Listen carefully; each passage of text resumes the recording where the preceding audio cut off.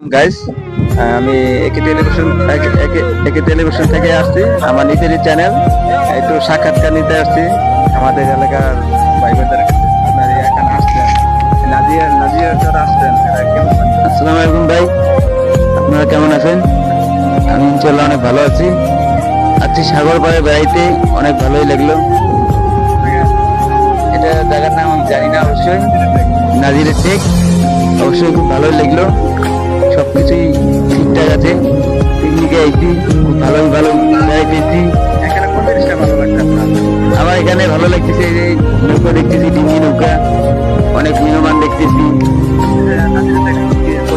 হ্যাঁ, এখানে সত্যি আরো কত এখানে দেখতেছি আমি। তারপরে আমাদের বড় ভাই আছে।